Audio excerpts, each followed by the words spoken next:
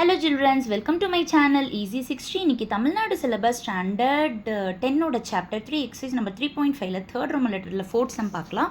இங்கே பார்த்தீங்கன்னா டிவைட் பண்ணுங்கள், சிம்பிளிஃபை பண்ணுங்கள் அப்படின்னு சொல்லி கொடுத்துட்டாங்க. இங்கே ஃபர்ஸ்ட் மேலே 2 காமனாக எடுக்க முடியும்.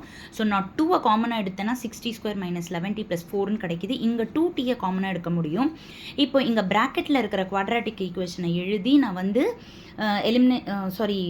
இது பண்ண போகிறேன், ஸ்ப்ளிட்டிங் த மிடில் டேர்ம் பண்ண போகிறேன். So 6 4s are 24.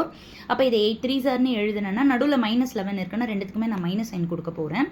இங்கே பார்த்தீங்கன்னா 6 பக்கத்தில் 8 போட்டோம் அப்படின்னா இங்கே 3 வந்து 4 பக்கத்தில் வந்துடும். அப்போ 3க்கும் 4க்கும் காமன் வராது. அதை யோசித்து போட்டுக்கோங்க, நான் ஆல்ரெடி சொல்லியிருக்கேன். ஸோ 6 பக்கத்தில் 3யும் 4 பக்கத்தில் 8ம் போட்டுக்கோங்க, அப்போ தான் காமன் எடுக்க முடியும்.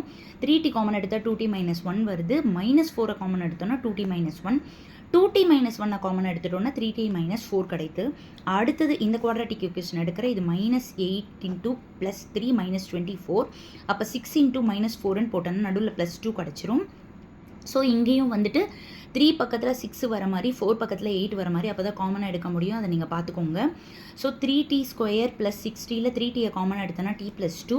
இங்கே என்ன சைன் இருக்கோ அந்த சைன் தான் கண்டிப்பாக வெளியில் எடுக்கணும். ஸோ ரெண்டுமே டிவிசிபிள் பை 4ன்றனால 4 காமன் எடுத்தால் t + 2, t + 2 காமன் எடுத்தால் 3t - 4 கிடைக்குது.